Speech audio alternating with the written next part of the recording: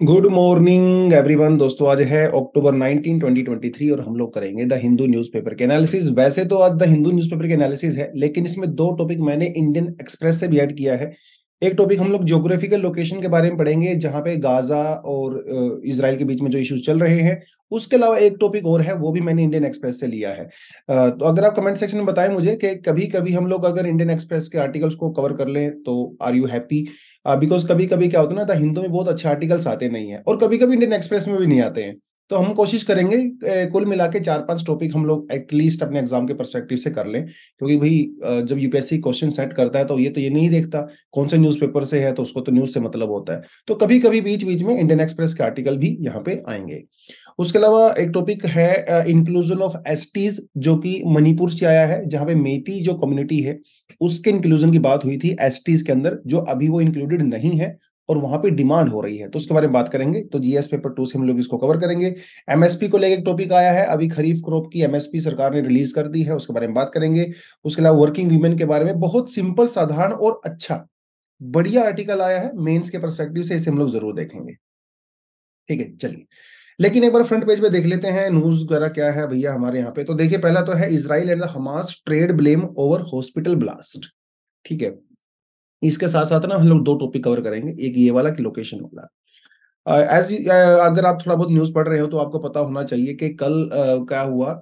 कल गाजा के अंदर एक हॉस्पिटल था और उस हॉस्पिटल के अंदर एक बॉम्ब ब्लास्ट हुआ, जिसमें लगभग 500 लोग, 471 477 के आसपास लोगों की अनफॉर्चुनेटली डेथ हो गई है। और ये हॉस्पिटल का नाम है अल अल अहीली हॉस्पिटल। ठीक है, 500 लोग के आसपास इसकी डेथ हुई है।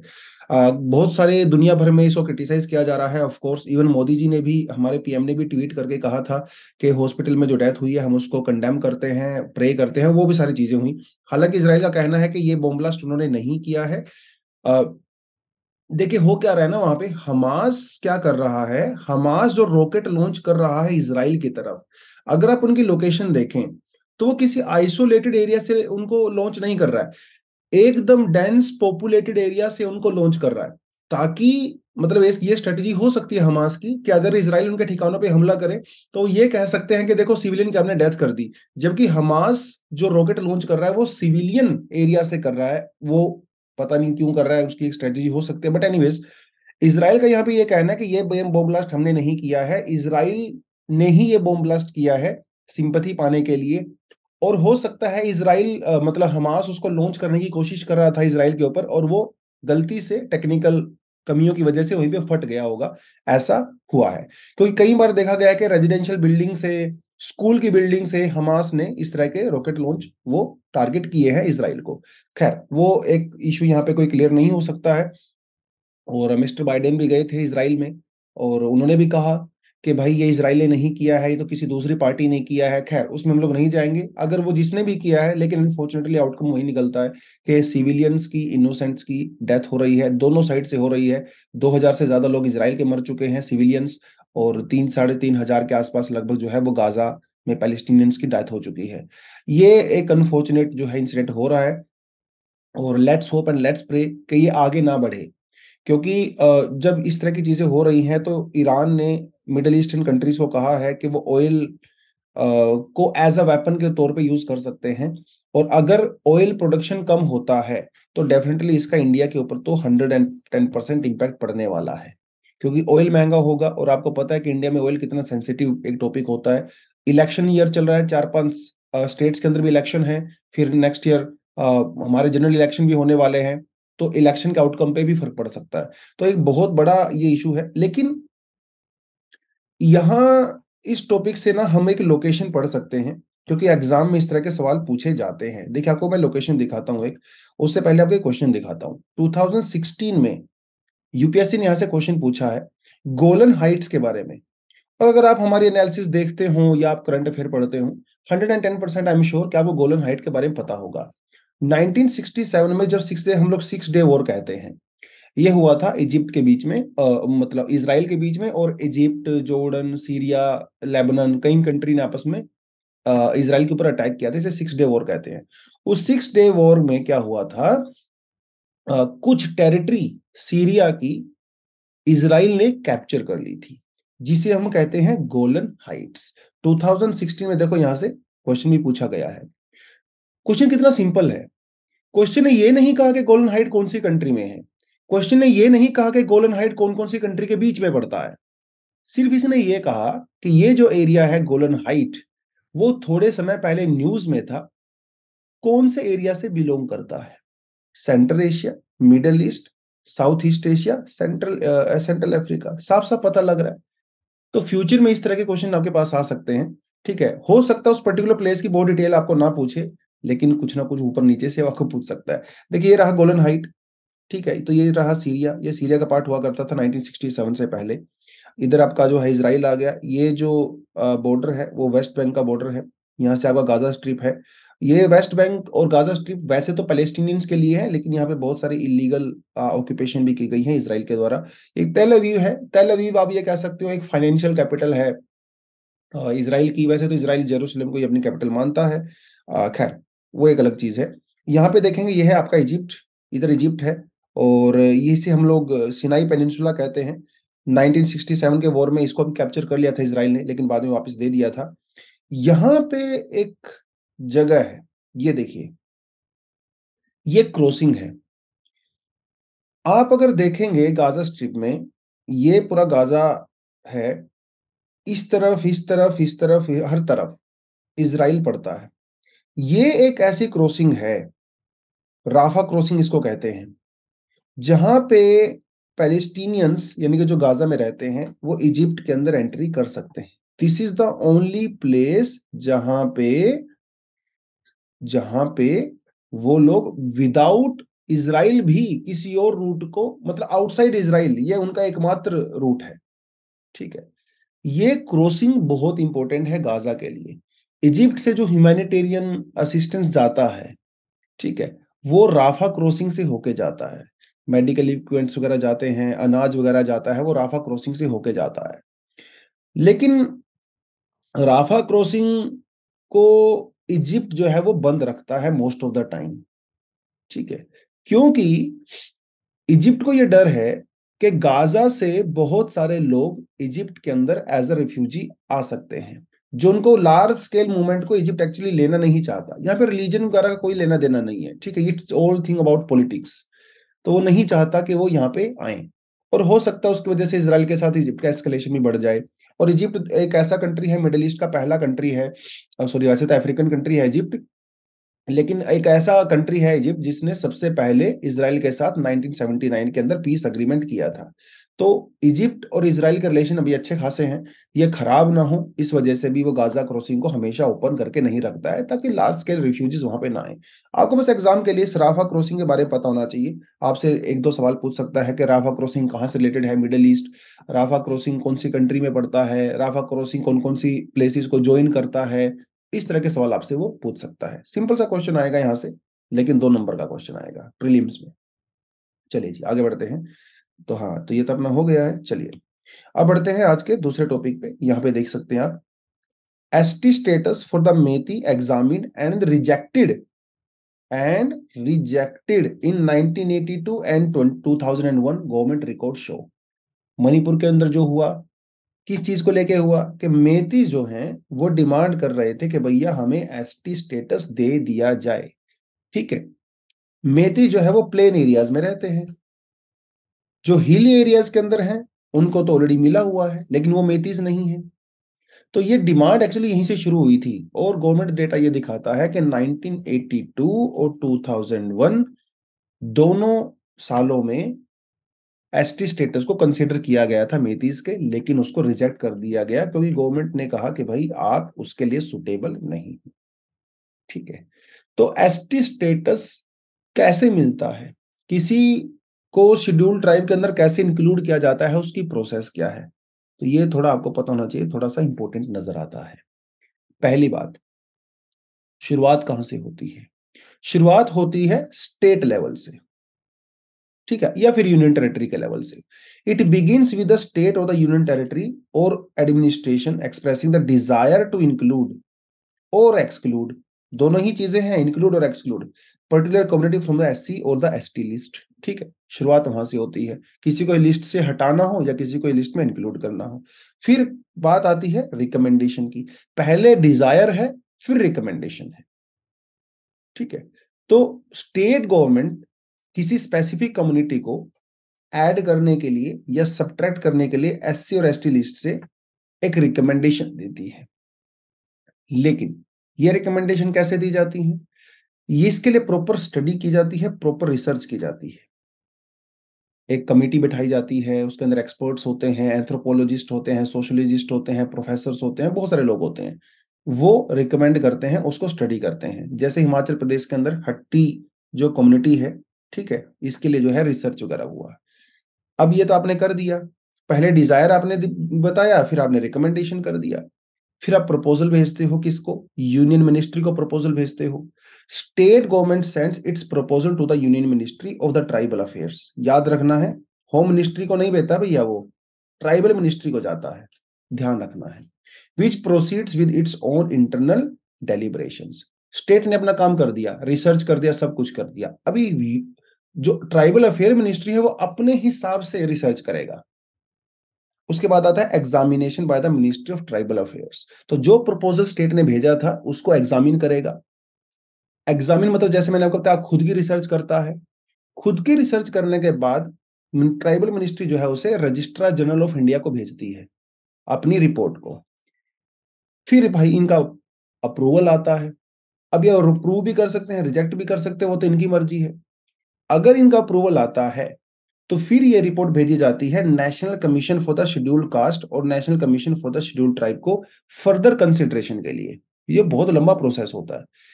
अगर उसको national commission of scheduled caste और शेड्यूल्ड ट्राइब अगर उसे अप्रूव कर देते हैं, फिर वो जाता है यूनियन गवर्नमेंट के पास अप्रूवल के लिए, ठीक है। चलिए जी, कैबिनेट के पास बेसिकली वो चला गया। अब सरकार को अगर लगता है कि ये तो बिल्कुल सही है, स्टेट ने सही से रिसर्च किया है, ट्राइबल अफेयर मिनिस्ट्री ने भी किया है, national commission of scheduled caste scheduled tribe ने भी इसके लिए रिकमेंडेशन भेजी है, अगर उनको लगता है कि बिल्कुल सही है, फिर सवाल आता है कानून बनाने का, लेजिस्लेटिव अमेंडमेंट, ठीक है। बिल पेश किया जाता है। कॉन्स्टिट्यूशन शेड्यूल्ड कास्ट ऑर्डर 1950 और कॉन्स्टिट्यूशन शेड्यूल्ड ट्राइब ऑर्डर 1950, इन दोनों के अंदर अमेंडमेंट करके उस पर्टिकुलर कम्युनिटी को वहां पे या तो ऐड किया जाता है या सब्ट्रैक्ट किया जाता है। पार्लियामेंट के अंदर बिल आया, लोकसभा राज्यसभा में पास हुआ, फिर प्रेसिडेंट के पास चला गया। प्रेसिडेंट उसके ऊपर सिग्नेचर करेंगे और फाइनल जो है नोटिफिकेशन वो इशू कर देंगे, ठीक है। क्योंकि प्रेसिडेंट के पास ये पावर होती है, आर्टिकल 341 और 342 के अंडर में प्रेसिडेंट नोटिफिकेशन करते हैं। तो ये तो बिल यहाँ पे भी प्रेसिडेंट की रिक्वायरमेंट हुई, यहाँ पे भी प्रेसिडेंट की रिक्वायरमेंट हुई। This is the whole process. तो बेसिकली 8 स्टेप हैं किसी कम्युनिटी को सब्ट्रैक्ट करना हो या उसको ऐड करना हो, ठीक है। अब इसके लिए बहुत सारी चीजें रिकमेंड की जाती हैं, आपका उस कम्युनिटी का एजुकेशन लेवल, उस कम्युनिटी की लैंड होल्डिंग्स, उस कम्युनिटी की इकोनॉमिक स्टेटस, सोशल स्टेटस, बहुत सारी चीजें देखी जाती हैं। क्या वो आइसोलेटेड हैं, क्या उनका यूनिक कल्चर है, यूनिक लैंग्वेज है, या फिर उनके लैंग्वेज या कल्चर को किसी चीज से थ्रेट है, वो सब चीजें करने के बाद ही इस चीज को इंक्लूड किया जाता है। तो मेतीज को जो रिकमेंडेशन किया गया था वो इसी आधार पर डिसअप्रूव कर दिया गया कि वो एक पावरफुल कम्युनिटी है। यहां से भी यूपीएससी में सवाल पूछा गया है, ठीक है। The provision of the fifth schedule and the sixth schedule of the constitution of India are made in order to protect the interest of the schedule tribe, ठीक है। ये आई थिंक 2017 का यूपीएससी का क्वेश्चन है। तो थोड़ा आपने इस हिसाब से ध्यान रखना है कि एग्जाम में इस तरह के क्वेश्चन आते हैं। चलिए जी, नेक्स्ट बढ़ते हैं। ये रहा, centre raises MSP for rabi crops, farmers unhappy. Farmers unhappy हैं, उनको लगा है कि भाई ये जो 150 रुपए आपने बढ़ाए हैं, ठीक है, ये काफी कम है। तो राबी क्रॉप में तो जिसमें हम लोग वीट की बात कर रहे हैं, मेजर क्रॉप तो वही है, उसका प्राइस होगा 2275 रुपए पर क्विंटल, ठीक है। किसानों का कहना है कि ये तो बहुत हल्का सा इंक्रीज है, इससे हमें कोई ज्यादा फर्क नहीं पड़ता है, बिकॉज इनकम मतलब जो इनपुट कॉस्ट की बात करते हैं वो काफी ज्यादा बढ़ रहा है, ठीक है। हालांकि जब हम लोग लेंटिल्स की बात करते हैं, मसूर की बात करते हैं, इसमें काफी ज्यादा जंप देखने को मिला है, अब तक का ये सबसे सबसे बड़ा जंप है। खैर, हम एक एक क्रॉप के बारे में तो नहीं जाएंगे, उतना आपसे एग्जाम में पूछता नहीं है, but yes MSP as a concept आपको पता होना चाहिए। जब फार्मर प्रोटेस्ट हुआ था तब भी एमएसपी के बारे में हम लोगों ने बहुत बातें की थी, थोड़ा सा आपको मैं बताऊंगा एमएसपी।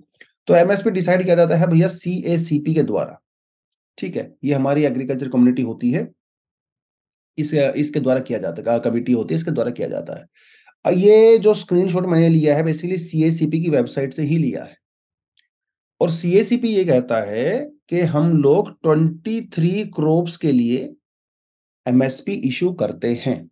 लेकिन अगर आप लिस्ट में देखोगे ना, आपको 23 से थोड़ा ज्यादा देखने को मिलेगा। क्यों मिलेगा? क्योंकि यहाँ पे थोड़ी सी ओवरलैपिंग है।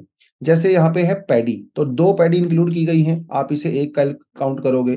2 जवार इंक्लूड की गई हैं, आप इसको एक काउंट करोगे। सोयाबीन भी 2 है, इसको आप एक काउंट करोगे। उसके अलावा जो है कॉटन को भी आप एक ही काउंट करोगे। अपार्ट फ्रॉम दैट जैसे कोपरा है, आप इसको भी एक ही काउंट करोगे। तो इस तरह से अगर आप काउंट करते हो तो ये 23 हो जाता है टोटल। 23 क्रॉप्स के लिए दिया जाता है, मतलब पैडी, ज्वार, बाजरा, मेज, रागी, तुर, मूंग, उड़द, ग्राउंडनट, सनफ्लावर, सोयाबीन, सीजम और नाइजर सीड। ये यूपीएससी में सवाल आया था 2020 में, यहाँ से नाइजर सीड से। ठीक है, तो ये ऐसी चीजें पूछता है एग्जाम में आपसे। तो ये तो हो गया उनका लिस्ट। ठीक है, अब एमएसपी है क्या, नाम से ही समझ में आता है, मिनिमम सपोर्ट प्राइस। ये वो सपोर्ट प्राइस है जो सरकार की तरफ से किसानों को दिया जाता है कि इससे कम दाम पे आप अपने क्रॉप्स को नहीं बेचोगे। ये एक मिनिमम प्राइस है जो किसी भी क्रॉप के लिए होता है। इससे ज्यादा पे बेच सकते हो अगर आपको रेट मिल रहा है मार्केट में, इससे कम में नहीं बेचोगे। क्योंकि इससे कम में अगर आपको कोई खरीद रहा है ना, आप उसको मत बेचिए, सरकार को बेचिए।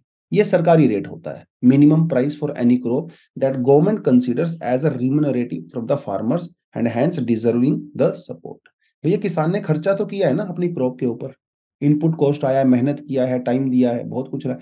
तो किसान को सपोर्ट करने के लिए एज अ रिम्यूनरेटिव, जब सरकार को लगता है कि उन किसान इतना डिजर्व करते हैं, तो वो उनको दिया जाता है। That is called MSP. कौन करता है? Commission for the agriculture cost and the price, ये मैंने आपको बता दिया, सीएसीपी। 23 क्रॉप्स का नाम मैंने आपको दिखा दिया जो वहां पे होते हैं। शुगर कैन उसके अंदर इंक्लूड नहीं है 23 के अंदर, क्योंकि शुगर कैन के लिए अलग से फेयर एंड रिम्यूनरेटिव प्राइस दिया जाता है, जिसे हम लोग एफआरपी कहते हैं।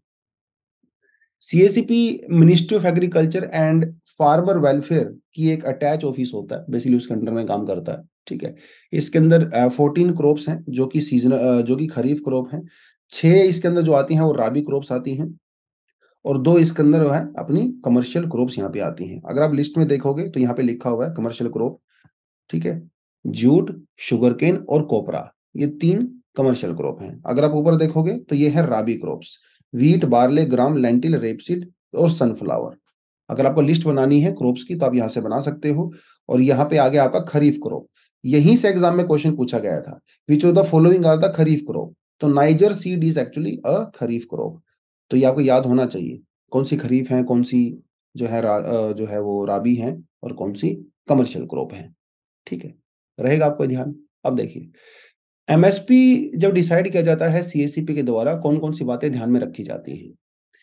वो जो कमोडिटी है उसकी डिमांड एंड सप्लाई कितनी है मार्केट में, कॉस्ट ऑफ प्रोडक्शन कितना हुआ है, मार्केट का ट्रेंड क्या है, चाहे वो डोमेस्टिक हो चाहे वो इंटरनेशनल हो, इंटर क्रॉप प्राइस पैरिटी कितनी है, मतलब दूसरी क्रॉप्स के साथ प्राइस को आप थोड़ा कंपेयर करते हो, राइट।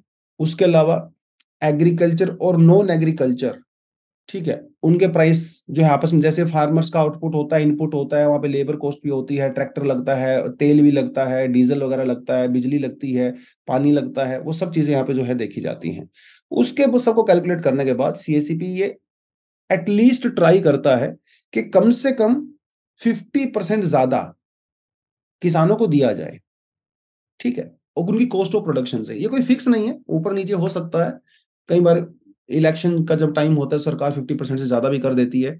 ठीक है, कभी कभी इलेक्शन ईयर नहीं होता तो 50% से कम भी कर देती है, लेकिन ऑन इन एंड अराउंड जो है वो 50% के आसपास रहता है। कौन कौन सी ग्रुप इंक्लूड है मैंने आपको बता दिया। एमएसपी के बारे में एक चीज, जब फार्म प्रोटेस्ट हुए थे तो वहां पे जो सबसे बड़ी डिमांड क्या थी, वो यही थी कि एमएसपी को एक स्टैट्यूटरी प्रोविजन बनाया जाए।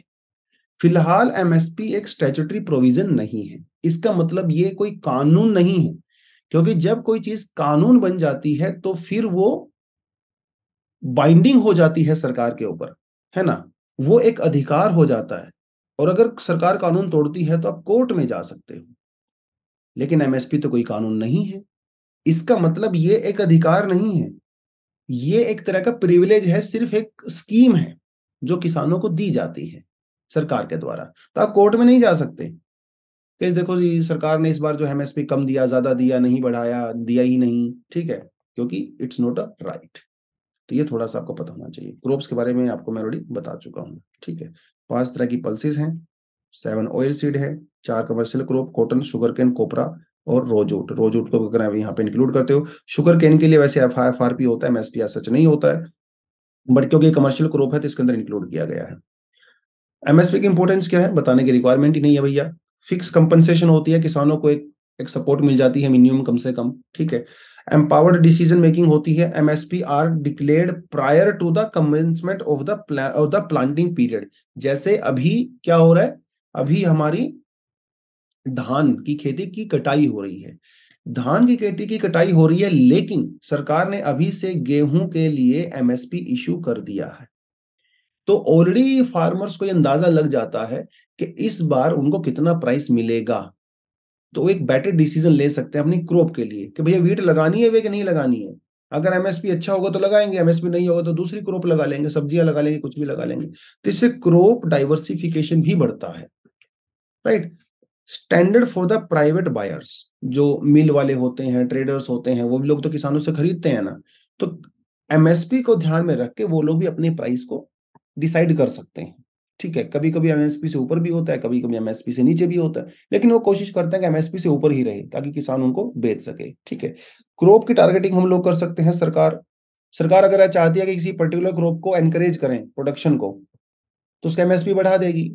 सरकार इसके जो डीमोटिवेट भी कर सकती है, जैसे मान लो राइस है, अगर सरकार चाहती है भैया राइस लगाने से ज्यादा ग्राउंड वाटर नीचे जा रहा है, एक्सप्लोटेशन हो रही है पानी की, तो उसको सरकार डिमोटिवेट करना चाहेगी, डिस्करेज करना चाहे, कैसे करेगी, एमएसपी को कम कर देगी, कि एमएसपी बढ़ाएगी नहीं, तो किसान क्या करेंगे, राइस लगाएंगे नहीं, कोई दूसरी क्रॉप लगा लेंगे। ये कुछ तरीके होते हैं, इसकी वजह से हम लोग कर सकते हैं, और फाइनेंशियल कैपेबिलिटी तो इससे बढ़ती ही है। लेकिन बहुत सारे इश्यूज हैं। पहली बात तो अनइवन इंक्रीमेंट है, किसानों को पता ही नहीं चलता कितना इंक्रीमेंट होगा। कभी 50% होता है, कभी 70% होता है, कभी 80% होता है, कभी 20% होता है। तो एक अनइवन इंक्रीमेंट की वजह से जो किसानों के मन में है वो श्योरिटी नहीं आ पाती है।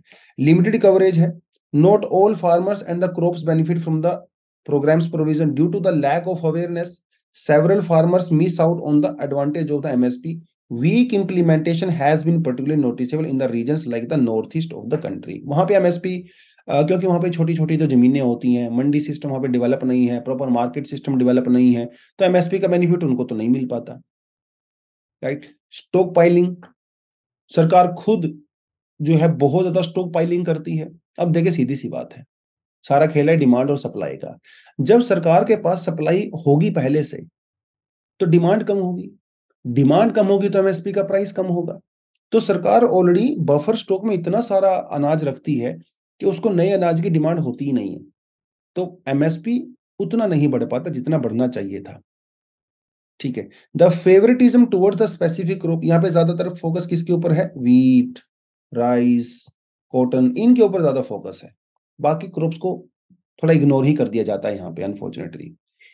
फाइनेंशियल स्ट्रेन, अब एमएसपी भी आपको देना भी है, सरकार नहीं देना चाहती तो भी देना पड़ता है, तो उससे फाइनेंशियल स्ट्रेन तो बढ़ता ही है सरकार के ऊपर। और अगर एमएसपी ज्यादा नहीं बढ़ता है तो किसानों के ऊपर भी बढ़ता है, ठीक है। एग्रीकल्चर एक्सपोर्ट, एनवायरमेंटल कंसर्न्स भी यहाँ पे हैं, क्योंकि degradation of the ground water table, जैसे मैंने आपको बताया, अगर ज्यादा एमएसपी सरकार दे देगी किसी पर्टिकुलर क्रॉप पे, तो लोग उसको ग्रो करने लगेंगे। और आप जब एक ही पर्टिकुलर तरह की क्रॉप को ग्रो करते हो तो मोनोकल्चर बढ़ता है उससे, मतलब एक ही क्रॉप आप ग्रो करने लगोगे साल भर, 2 साल 3 साल, तो उससे क्या होगा, सोइल फर्टिलिटी तो कम होती ही होती है, ग्राउंड लेवल जो है वो भी। तो ये आप इसी के साथ इसको रिलेट कर सकते हो ऊपर वाले पॉइंट को, राइट। चलिए, ये इंडियन एक्सप्रेस का आर्टिकल है, what caused largest Mars quake.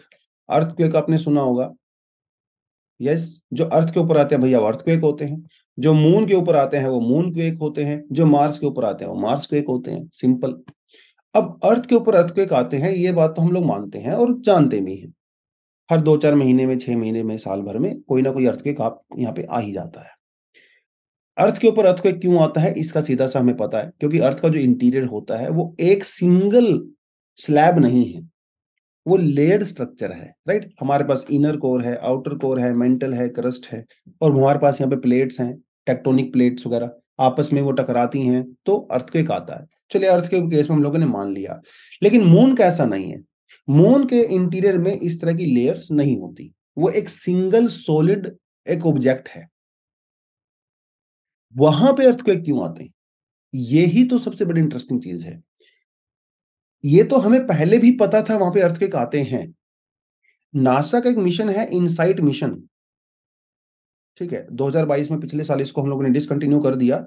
Insight mission ने वहां पे कई हजार अर्थ के मार्स क्वेक ऑब्जर्व किए हैं, लेकिन वो छोटे छोटे थे।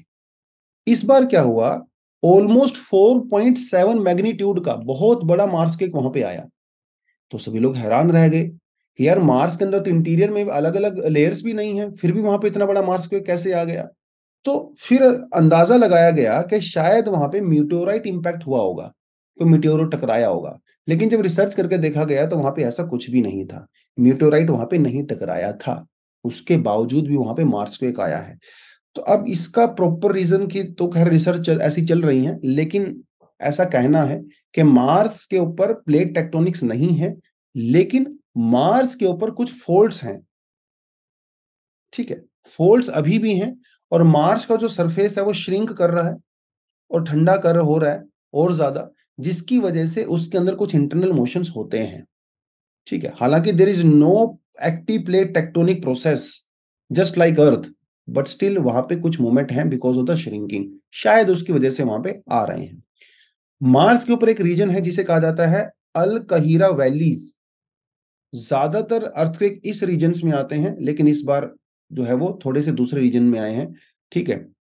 उस रीजन का नाम है ये वाला सर्बिरियस फोसे, ठीक है। याद रखना चाहो तो रख सकते हो, यू नेवर नो, एग्जाम में अगर टफ क्वेश्चन बनेगा तो आ सकता है, इजी क्वेश्चन बनेगा तो नहीं आएगा। एक आपने याद रखना है ये वाला और एक आपने याद रखना है ये वाला, ठीक है। इनसाइट लैंडर, ये मार्स से रिलेटेड है और ये भेजा किसने, नासा ने भेजा है, ठीक है। बस चलिए जी, a major of the working women article क्या कहता है, सिंपल सा आर्टिकल है, एकदम बिल्कुल सीधी सीधी सिंपल लैंग्वेज में बढ़िया आर्टिकल है। क्या कहता है, जमाना बदल रहा है, ठीक है। अर्बन एरियाज में लाइफ, रूरल एरियाज में लाइफ, अभी कोई ज्यादा डिफरेंस नहीं रहा है। कुछ वीमेन काम करती हैं, कुछ वीमेन काम नहीं करती हैं, ये हमारी सोसाइटी में चल रहा है।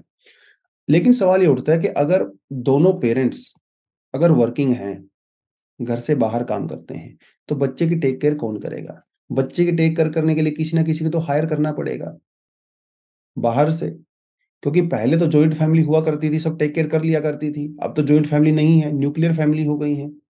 तो उसकी वजह से बाहर से आपको हायर करना पड़ेगा, लेकिन हिस्टोरिकली ऐसा नहीं था, ठीक है। हिस्टोरिकली ऐसा नहीं था, दादी मासी चाची ताई बच्चे को, दादाजी कोई ना कोई टेक केयर कर लिया करते थे। In India family structure have historically often filled this need. जैसे मैंने आपको बताया, फादर बाहर काम करते थे, मदर्स जो है वो घर पे बच्चों की टेक केयर करती थी, ओल्ड एज की टेक केयर करती थी। लेकिन अभी सरकार कह रही है कि भैया हमें 5 ट्रिलियन इकोनॉमी बनानी है, इसलिए तो महिलाओं को भी काम करना पड़ेगा। दो तरीके हो सकते हैं, पहली बात तो जो वीमेन का वर्क है उसको वैल्यू दिया जाए और महिलाओं को सपोर्ट दिया जाए इकोनॉमिक एक्टिविटी के अंदर एक्टिवली पार्टिसिपेट करने के लिए। दो चीजें आपको करनी पड़ेंगी। कितनी अच्छी लाइन है ये, आप इसे लिख सकते हो कहीं ना कहीं, all women work but not all of them get paid. सभी महिलाएं काम करती हैं, लेकिन सभी को उस काम के बदले में पैसा नहीं मिलता है। जो हमारी मदर्स हैं, घर पे हाउस वाइफ हैं, वो भी तो काम करती हैं, उनको बदले में उस चीज के लिए का पैसा थोड़ी ना मिलता है। जो ऑफिस में काम करते हैं उनको पैसा मिलता है, काम तो वो भी करती हैं। दोनों काम बहुत इंपॉर्टेंट है, समाज के लिए, इकोनॉमी के लिए, हमारी लाइफ के लिए। दोनों काम की वैल्यू अलग अलग तरीके से मेजर की जाती है, राइट। एनएसओ क्या कहता है, एनएसओ कहता है 82.1% of the women are engaged in unpaid domestic services. लेकिन ओनली 26.1% मेल। आप देख सकते हो ना कितना डिफरेंस है 26 और 81 में, right. Man spend 42 hours in the production unit, मतलब 42 आवर्स वो इकोनॉमिक प्रोडक्टिविटी कर रहा है, जबकि वीमेन सिर्फ 19 घंटे कर रही हैं। कितना फर्क है। जो हाउस होल्ड वर्क है, हाउस होल्ड मेंटेनेंस केयर वगैरह, उसमें जो फीमेल हैं वो 34 आवर्स डिवोट करती हैं, जबकि मेल ओनली 36 आवर्स करते हैं। तो मतलब 10 गुना ज्यादा है। क्लियरली आप यहाँ पे देख सकते हो। इसके दो नतीजे यहाँ पे निकल के आते हैं। There are two implication for this. Women outside the house are contributing family income.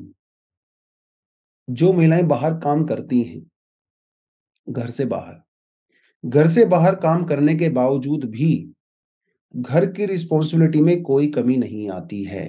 आप भैया बाहर जॉब करिए, लेकिन घर पे आपको आपको खाना भी बनाना पड़ेगा, आपको बच्चों की टेक केयर करनी पड़ेगी, आपको ओल्ड एज भी करना पड़ेगा, टेक केयर। समझ रहे हो। काम करो या ना करो, ये काम तो आपका फिक्स है। एक तो ये बात हो गई। दूसरी बात, केयर वर्क की जब हम लोग बात करते हैं, इसे हमारी इकोनॉमिक एस्टिमेट्स यानी कि जीडीपी वगैरह के अंदर इंक्लूड एज सच नहीं किया जाता।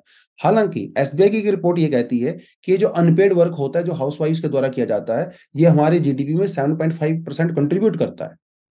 वो कंट्रीब्यूट कर रही हैं। वो अलग बात है कि उसको कैलकुलेट नहीं किया जाता, मतलब जब हम जीडीपी काउंट करते हैं, बट स्टिल वो 7.5% जीडीपी में कंट्रीब्यूट करती हैं। कैसे करती हैं, आप मान के चलिए।